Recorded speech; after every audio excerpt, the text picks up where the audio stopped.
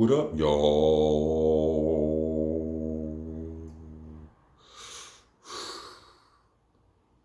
So, habitual line stepper extraordinaire Kyrie Irving has left the Brooklyn Nets.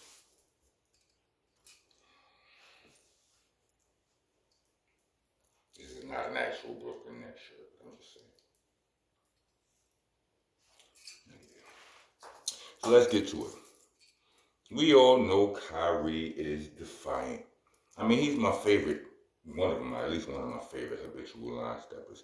You know, I wasn't too thrilled about him coming to the Brooklyn Nets because I know it comes with a little bit of blah, blah, blah. You know, son is going to go his own way if he feel he need to go his own way and all of that. You know, I get that. But when he got here, and then when James got here,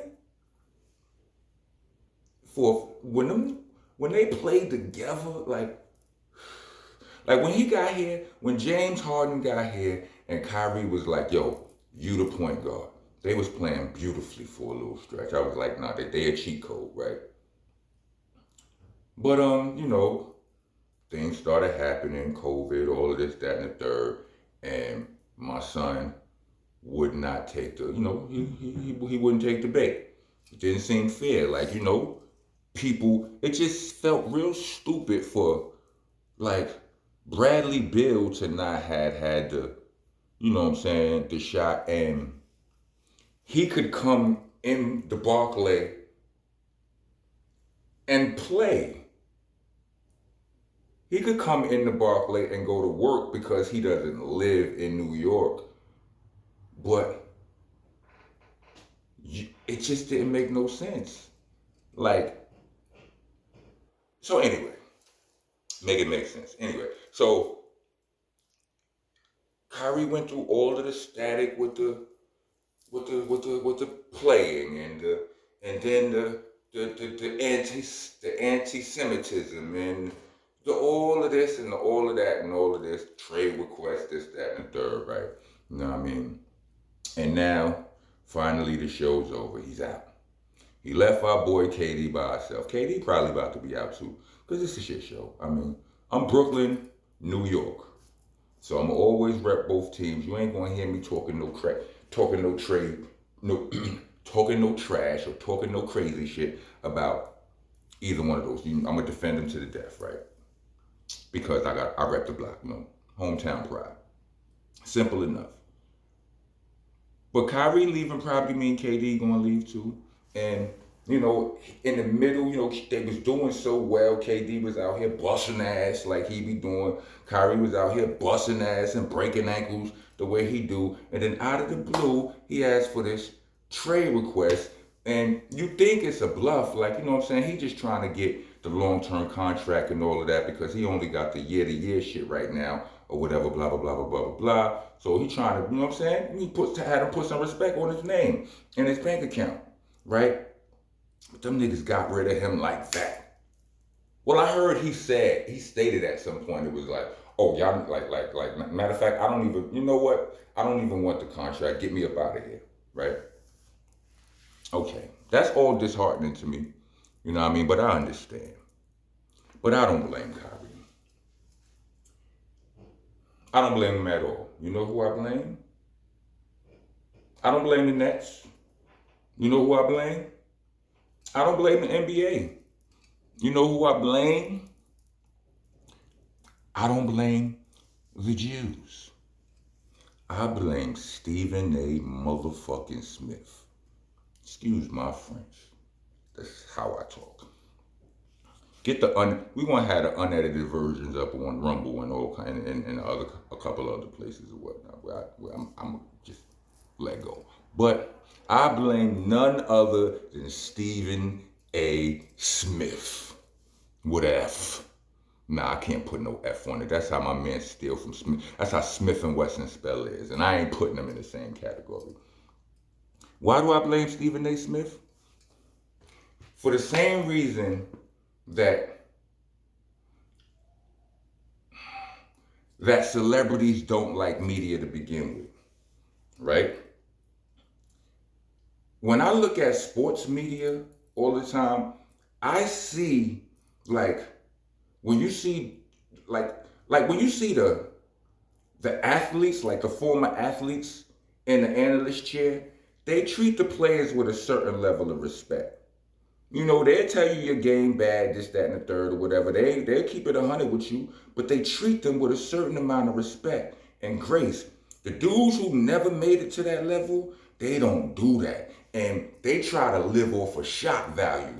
And it's corny. And not only is it corny, it's disrespectful and it's dangerous. See, nobody sees how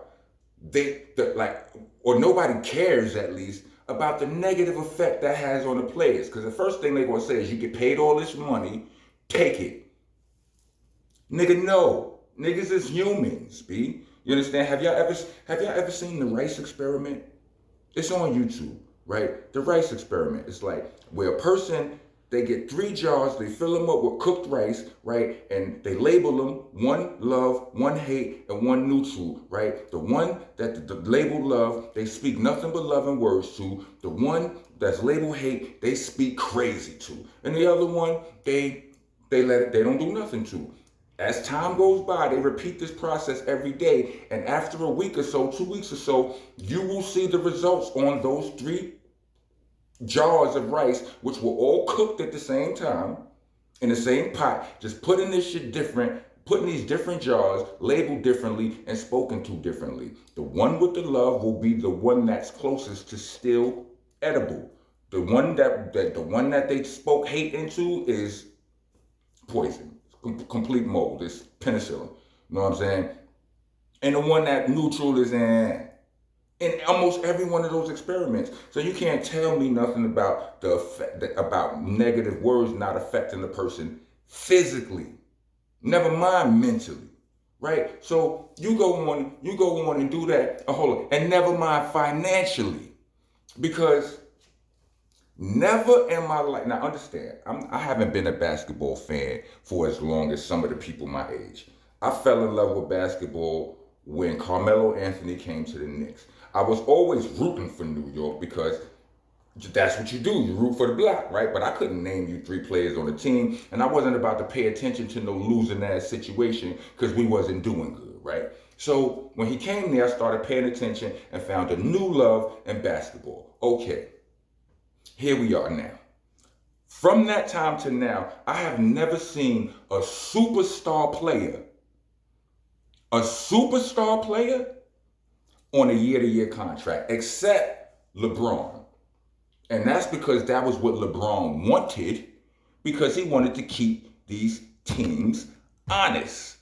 You know, don't get gassed. Don't think you got me for 4 years, nigga. You gonna do what I say or I'm out next year. That was his hustle, right? But like I said, the reason I told y'all my history and my length of basketball knowledge is because I don't really know, you understand what I'm saying, if anybody else has ever had this happen to him. A superstar player who's playing on just a year-to-year contract, a 1-year contract. The only person I've heard that happen to is Kyrie, and that's what Stephen A. called for. He called for that shit all last year, every day on his show. You understand? What's his show now? Is it still First Take? Every day on First Take. I almost stopped watching him. I ain't even remember the name, but salute to him, right? Here's the thing. I just now seen some Stephen A. responding to some flack from Kwame. What's her name? Was it Kwame Davis? I can't even remember his son's name right now. No disrespect to him. Sorry, my brain is freezing, right? The one he been calling a bust his whole career, right? And Kwame been on his ass, pause, right? And I seen Stephen A. in an interview talking about not apologizing, but he said, I didn't know, like I didn't know that it would turn into this. I didn't know that it would hurt him later. But if you know that now, why you do what you do to Kyrie? Because I truly believe all you analyst niggas, when you be talking crazy about these players, you can affect their money. But when you wrong as fuck, nothing happens to your money. Like, let's say Nori, Math Hoffa, me, Gillian Wallow, any one of us, if we do something wrong, right? If we say something that the fans don't like, they either, the fans is going to be on our neck. That's first of all. But they can protest and have our pages flagged, and they can do all kind of wild shit. You niggas get a steady paycheck from fucking ESPN or whatever your network, whatever network you work for. You get a steady paycheck. There's no repercussion for you destroying people's lives. You know what I mean? You don't know what people got to go through when they go home. But it's just not, you don't care. You get paid to take it. All right. It's cool. I hope you feel the same way when it's you, because if you actually respond to any of it, I assume that it may have had some sort of effect on you. You understand what I'm saying? Like, whether you apologize or not, if you address the situation, then on some level you felt it needed to be addressed. And who needs to be addressing 1,000 of these shits every day? That's what you niggas be creating. Anyway, salute to everybody, even Stephen A. But yo, yeah, Kyrie Irving, keep banging, keep balling. KD, stick around if you can. You understand what I'm saying? You understand what I'm saying? You know what I'm saying? We need you out here, God. You know what I'm saying, God? We need you out here. Like, subscribe, comment, share, hit the notification for bells. I got an album out called Ether Rocks right now, fully produced by Browz. 6 videos out off of it right now. Type in Rock This Monster Ether Rocks and you'll see all of it. You heard? If you made it to the end of this video, put 4 basketballs at the bottom. 4 basketballs. Just to let me know. It helps. I promise. I used to watch videos. People be telling me shit like that. I'm like, man, I ain't doing that. No, it really does help though. And if y'all like helping for free, then rock with your boy. Folios, I'm out. Rock on. Rock on.